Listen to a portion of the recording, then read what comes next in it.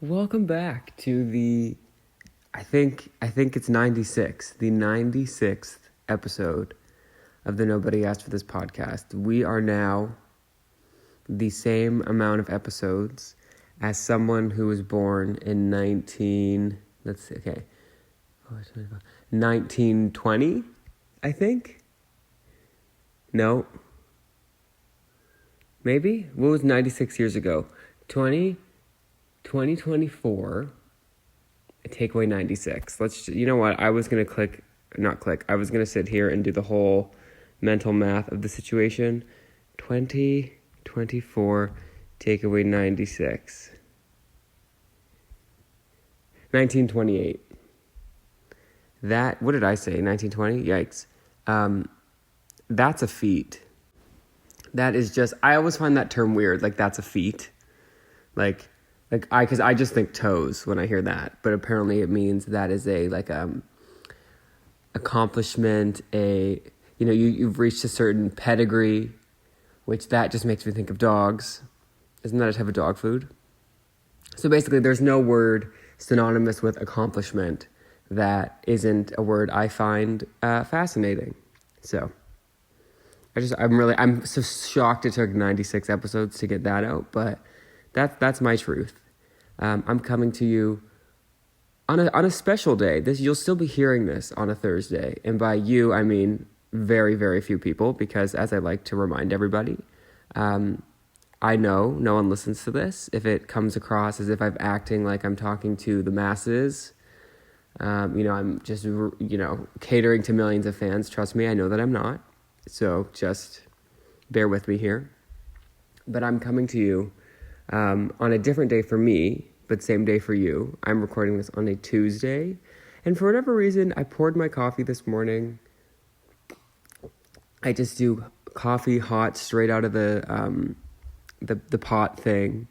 I don't put anything in it in terms of cream or sugar, but I'll sometimes put a little drop of cold water because I am impatient, and because there's no milk or cream or anything in it, it takes 65 years to cool down. And for whatever reason, I just don't have, some people, I've actually seen people make a Keurig pod or make a cup of coffee and then put it in the microwave because they don't think it's hot enough. I feel like for whatever reason, maybe I just have sensitive tongue syndrome, STS. But if I don't wait till it's lukewarm, my tongue will burn. I don't know what it is. Not so much with actual food. Food is fine, but for whatever reason, liquid, it gets me every time. Oh, liquid and pizza. When you burn the roof of your mouth, that's quite literally the worst feeling. It's a horrible feat. And especially coming from, pizza, which is something I love and trust. How dare you hurt me? But that's a story for another day.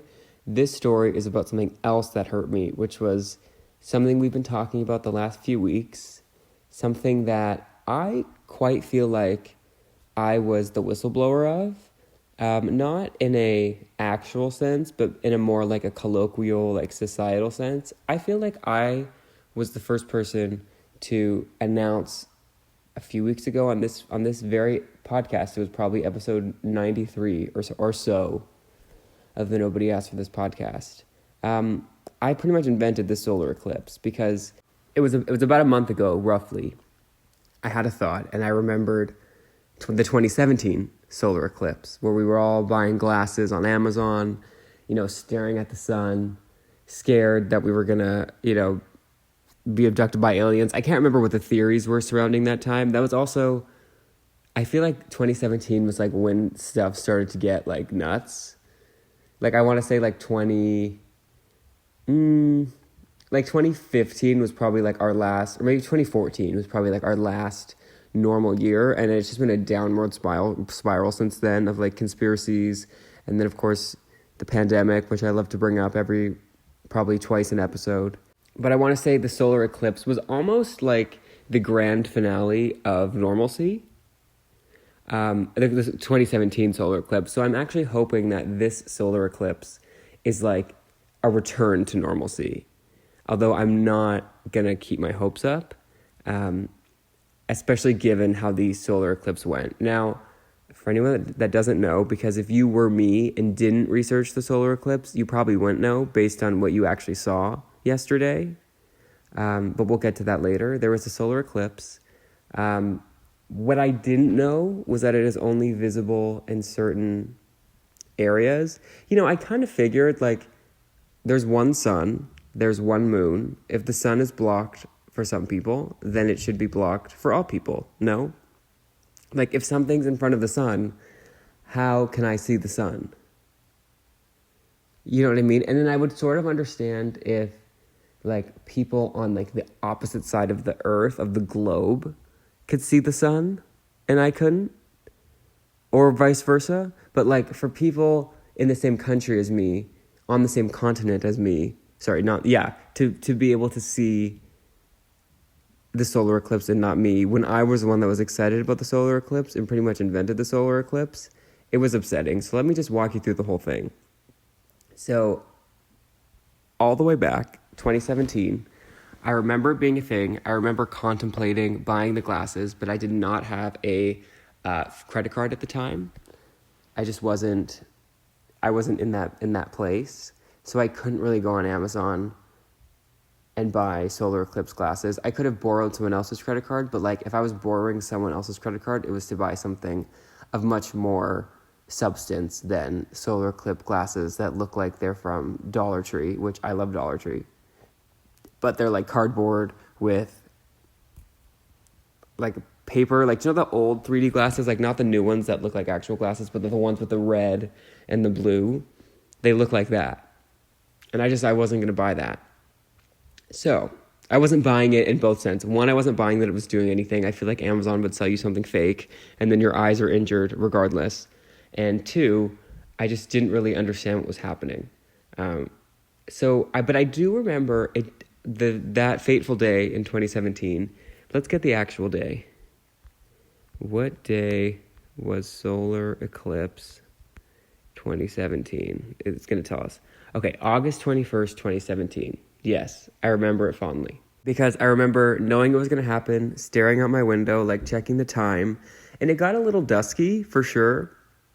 But, like, not pitch black. Like, they were preparing me for, like, World War Z, pitch black darkness. Like, it's going to look like the middle of the night. And it wasn't. It just got a little bit dusky. Which, I gotta be honest, I kind of felt a little bit stupid. Because if we're going to really all go outside, put glasses on, and celebrate the fact that it went from light to dark, that happens for at least 10 hours a night, any day of the year. So, if the sky going from day to night is that exciting, we could all have this sort of an event every day. How exciting would that be if we all got our cheap, actually, they probably weren't even that cheap, Amazon glasses and just watched the sunset?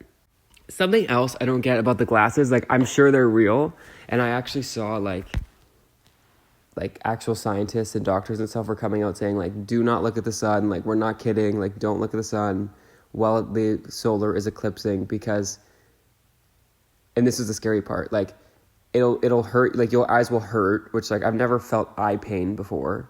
I can't imagine it's fun.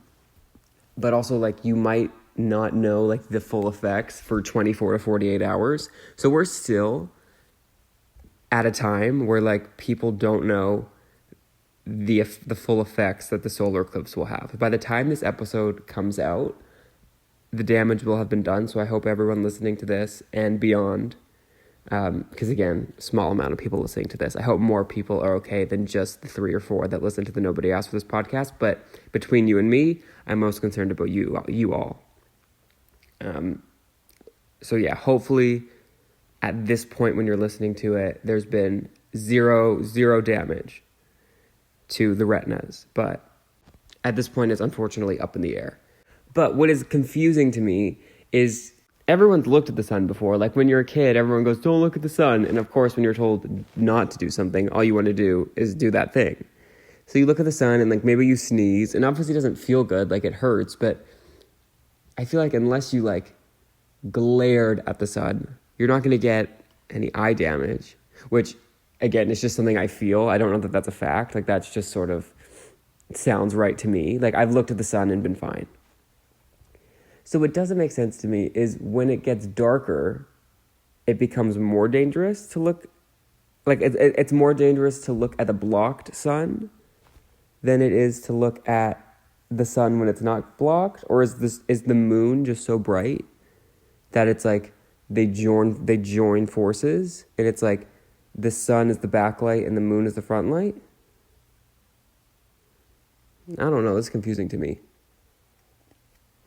But I believe it. Like I'm all for these poor scientists, like we just have to listen to them. It's been too long of everyone thinking they're a doctor and everyone doing, one Google search and thinking that they've got a Harvard education. So I trust and believe the doctors and scientists.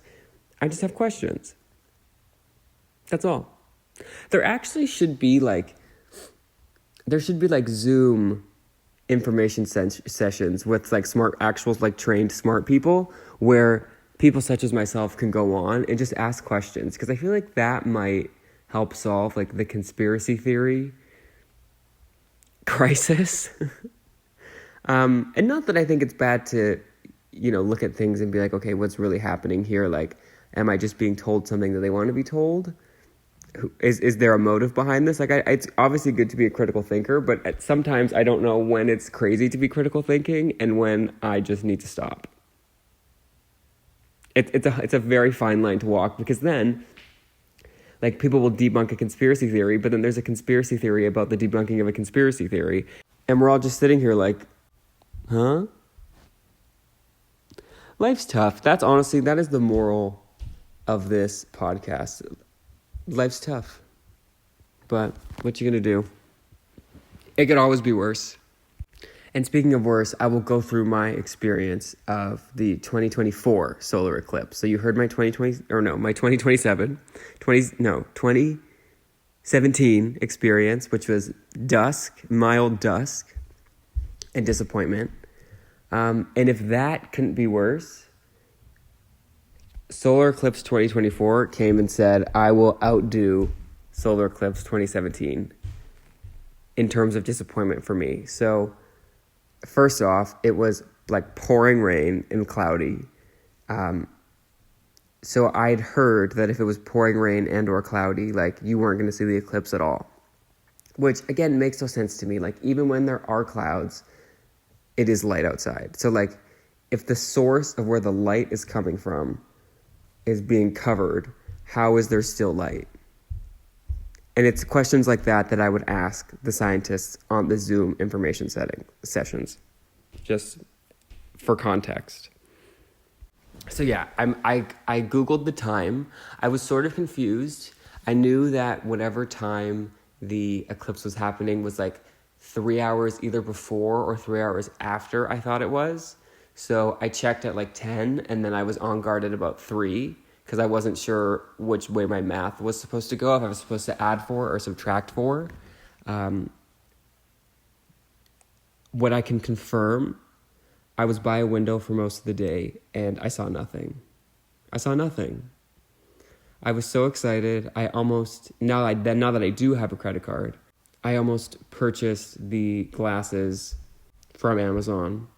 But I decided not to because I was kind of lazy and forgot, which that's God's protection right there, because I didn't need them. I saw nothing. Now, I was still scared to look at the sun, so I looked down the entire day anytime I was outside, just in case. So far, feeling pretty good, not having any retinal pain. Is that what it's called? Like a pain of the retina? I feel like my eyesight's good as it's ever been. Knock on wood, we're safe. But I saw nothing, and I exited the day feeling stupid for just wanting to have something to look forward to. Sue me. I was glad that I didn't drive, the 20 minutes from my house to Krispy Kreme to get the solar eclipse donuts, which I have to say, they're not the first, because brands love to do this. Restaurants, whoever, they love to capitalize on like some sort of like a nature event, or really any event, any holiday. They'll do either a sale or they'll do like a special item. So Krispy Kreme was selling a donut, which for a while I was really confused as to what was happening, but it was just their regular like glazed donut with the hole in the middle covered by an Oreo.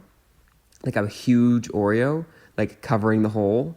And at first I was like, this is kind of weird. Like, what's the message here? And then I guess it's like, I didn't Google this, but I did some sort of creative thinking, and I'm assuming sort of the metaphor is the Krispy Kreme glazed donut is the sun, and then the Oreo is the moon, and it's covering the moon.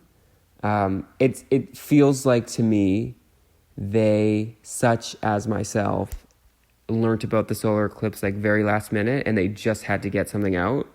So I'm hoping for the next solar eclipse, which I'm being told is 2044. Hopefully they can start brainstorming now and like really get some good ideas for that drop. I'm also not sure if it's just we have to wait 20 years for the next solar eclipse, like in my area, or if like there's going to be other solar eclipses globally. Because in that case, like maybe in a few years, like I could travel to where the next one is, because I would like to see an actual solar eclipse. It's not something I knew I wanted to see until it was essentially taken from me, not once but twice. So now I need to see a real, in its prime, solar eclipse. If anyone knows any details of when the next one is, let me know. I'll be here. You know where to find me. And speaking of where to find me, you are finding me in the exact same spot. Funnily enough, in the exact same outfit. A long story. Just about 20 hours after you heard that whole first part. So we have now entered the second half of the Nobody Asked for This podcast. I'd like to think of it as Act 2. A lot of times, like, I'll do one act in a car, and then I'll do the second act from, my regular studio, beanbag chair in the basement, So this act, this whole episode is special because it's essentially the same act, it's the same setting for Act 1 and Act 2, just on a different day. So who knows, maybe in the last day that I've lived, I've really acquired some wisdom that I can now bring into the second act of the Nobody Asked for This podcast. So who knows? So we're going to just hit the ground running and see what happens. But, I have something that I wanted to bring up. So I heard the craziest thing. Now, I don't normally do, news stories, current events, because, and I'll just let you into the inside, behind the curtain of the business side of the Nobody Asked for This podcast. As mentioned previously, nobody asked for this, which can sometimes mean that no one listens. But I was thinking, if one day I'm, extremely successful and popular, people could then go look back and listen to all the episodes, and it's not stuff that like is irrelevant now. You know what I mean? So, but this will always be relevant. We make exceptions for two things. We make exceptions for Queen Elizabeth, at the time, and we make exceptions for the groundhog. As we were talking about a couple months ago, the groundhog did his whole thing. Me and the groundhog have had an interesting history. Anytime the weather is not what I would like it to be, I do blame Phil. What's his name? Puxatawny Phil. Now, to be completely honest, the weather has been so back and forth this year that I don't think anyone could have predicted it, much less a groundhog. So I'm going to give him, just this once, I'm going to give him a bit of a break. So, Phil, I'm sorry for the things I've said. I feel like we left off on good terms. I feel like the last time I talked about you on the Nobody Asked for This podcast, like, it was warmly. And also just on a real note, like, I do hope that they're treating you properly. If not, blink twice and, like, we'll get you out of there and back into wherever it is groundhogs live. I want to apologize just while I'm at it. I want to apologize for calling you a porcupine, because I thought that that's what you were. I've never seen a porcupine. Anyway, back to the topic at hand. I learned a couple different things over the course of probably the month or so that it's been since I last discussed Mr. Phil, which is that he is married. He does have a wife. I don't know if it's like a legal thing. I don't know if they're more common law. But he does have a wife. Her name is Phyllis. Hilarious. And we owe them some congratulations because they just had... Is it twins if it's animals? They had 2 babies, I was told. I did not click on the article. I just saw the headline and said, whoa. And then sort of went about my day.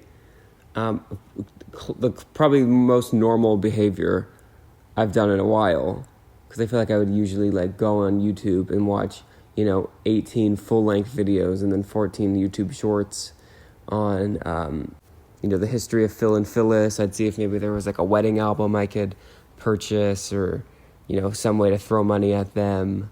I would like to see just the wedding paperwork, just that whole thing, because I guess animals do have, mates. That's kind of cool. I'm going to Google a picture of them, and I encourage everyone to do the same. So Google Phil and Phyllis. I do think that they should have given Phyllis, her own name, because it's sounding a bit like twins. Okay, not the Philadelphia Phillies.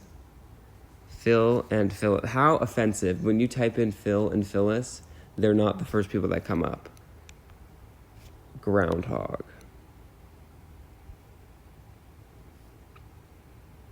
Okay, this is not... In all of my talking of Phil, this is not what I thought a groundhog looked like. They look like... almost like a beaver, but without the tail.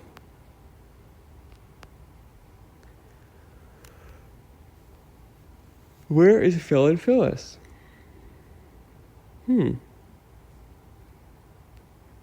Show me a picture of my new... It's going to be my new screensaver if I find a good picture of them. Okay, anyway. You know what? They're probably too busy at this current point in time to take pictures, so that's fair. You know what I want to know? And this is just a complete... We've just taken a left. Do fancy chefs that work at fancy restaurants... 2 questions for them. So if you are a fancy chef that works at a fancy restaurant, turn this up. If you are a fancy chef that works... Or you're not a fancy chef that does not work at a fancy restaurant, you're more than welcome to listen. If you are a fancy chef, but you don't work at a fancy restaurant... Okay, you can stay. And if you're not a fancy chef, but you do work at a fancy restaurant, maybe you can ask one of the fancy chefs. So we've covered every base. Everyone's welcome to listen, but just, so we're all on the same page. My first question.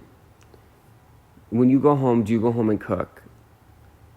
Because I just feel like if that was my job, what you never want to do, I feel like a lot of the times, once you leave work, you're okay, I'm leaving work. You're not going to, if you're a painter, you're not going to come home and paint. Unless you are, I don't know. I was thinking painter more like painting walls. Maybe if you're painting fruit bowls, you would want to continue to do that.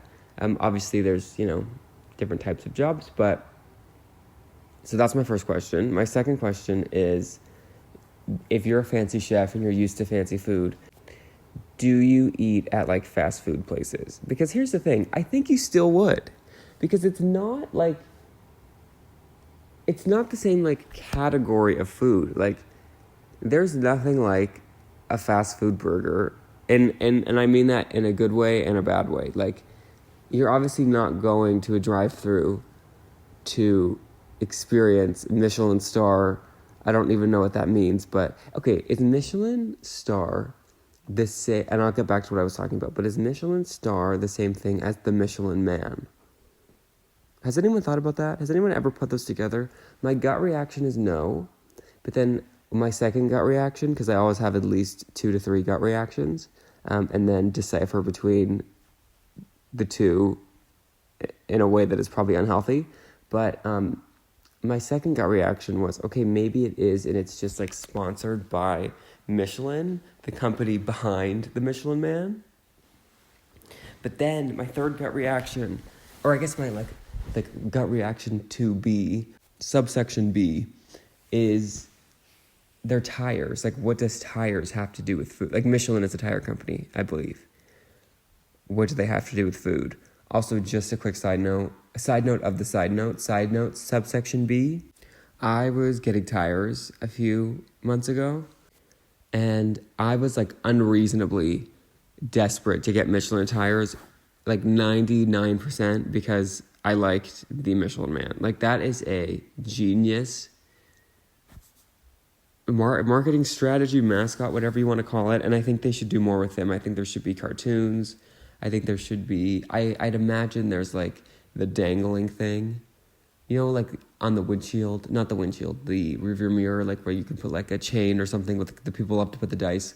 I would put the Michelin Man. I just think I want to be the Michelin Man for Halloween, and I forget about the Michelin Man. So he's a pretty cool dude. So I think whoever idea that was, great. But back to the task at hand, is the Michelin Man the same as Michelin star? And I'm going to Google that. Is the Michelin Man... No, I can't spell Michelin Man. Is the Michelin Man made of tires? Okay. This is kind of creepy. I typed in, is the Michelin Man. That's it. You know how Google like suggests stuff? The first thing that they suggested was, is the Michelin Man made of tires? I was wondering that. I don't know if I said that out loud, but I was wondering that. And then the second thing that they asked was, is the Michelin star the same as Michelin tires? That's creepy. They're definitely listening to us. Okay, good thing other people have wondered this.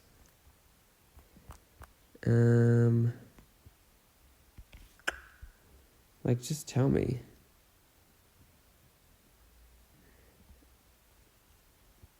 Yes, okay. Yes, Michelin star is the same company as Michelin tires. For some reason, they've spelled tires with a Y. Are tires spelled with a Y? What was that? Oh, you can hear the birds. Oh, I was talking over them. You probably couldn't hear the birds. Okay, I turned off the recording and then went back to see...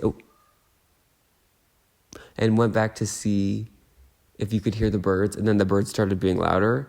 But of course I wasn't recording. But then I think as I was explaining that, they did hawk again, or whatever it's called. So we're going to take a moment of silence for the birds and hope that they join the Nobody Asked for This podcast. Okay, here we go.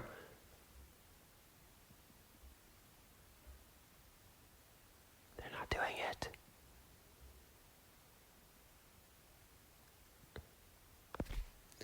Well, that was disappointing. I swear the second I turn off this recording, they'll be back at it again. But see, that is the type of, show you get when I wake up and like actually I was going to say do my job. This is definitely not a job, for a few reasons. But when I get up and do my hobby at 6:30 a.m., that's the type of show you get. So maybe we'll do this more often. But back to the Michelin crisis at hand.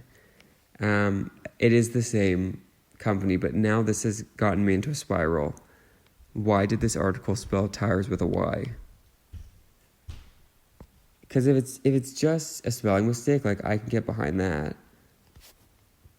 Tire is the preferred term in British English. The British are they just fascinate me. That is the new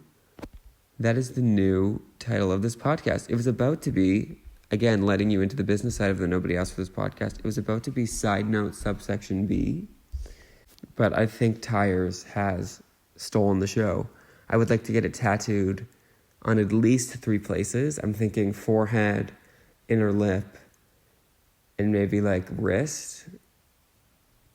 For the amount of times that I see something and think I want to get that tattoo, it's kind of funny that I have 0 tattoos and have no plans to get a tattoo.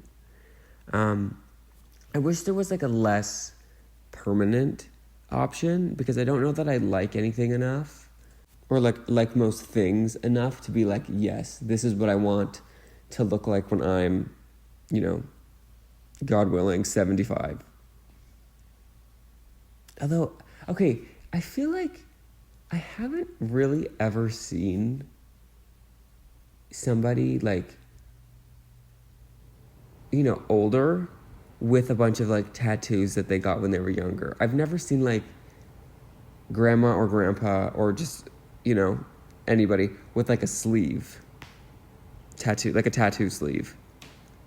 Has that just become more popular recently? I don't know the history of tattoos, but I'd imagine it's not like super recent, but maybe with like advancements in technology, we've been able to make it easier. So now people have like full sleeves and are covered in tattoos, but that sort of generation is not old enough to be the grandpa with the sleeve. Huh. No, but I feel like they've got to be, no? Okay. Grandpa. I'm going to Google grandpa with the sleeve and see what happens. Which would also be a good title for the podcast.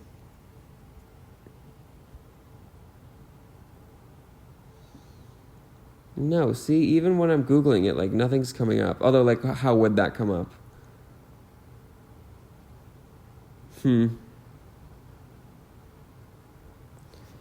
Okay, well, I think I gotta go, like, start my day. I hope you all have had a great time listening to the birds chirp, Did I finish my conversation about the Michelin stars?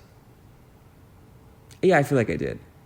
Oh, and the fancy chefs, if you want to get back to me, whatever avenue is easiest, I'll tell you how to do it. You can just go straight onto the Nobody Asked for This podcast. And wait, no. You can go to, podcast.nobodyaskforthis. No, podcast nobody... Sorry, first day on the job. You can go to podcastnobodyaskforthis.podbean.com. And on there, you can find the link to we have a Spotify. You can listen on Spotify. You can listen on Apple Podcasts. You can listen on Amazon, I believe. A couple other places. Samsung Podcasts, if that's your thing. We are also on YouTube. We have an Instagram. I have to say, I've never really let the releasing of the podcast slip. I did let the Instagram slip. And I think a couple months ago, again, no one cares because no one asks or listens to this, but just to pretend. A couple months ago, I did go back and try and edit everything so it looked like I had been on top of the Instagram, and then since then I've done nothing. So, oops. But we are technically on Instagram, Twitter, Facebook, randomly enough. I think that's it. We had a TikTok. I really have not posted on that in over a year and a half. But here's the thing: I can't do everything. I probably could, and people do way more than me. But I'm just doing my best, or close to it. I hope you all have a genius day. I've never used that word before. I hope you have a genius day. I hope you have a intellectual weekend. Yeah. Thank you for listening to this. See you later. Bye.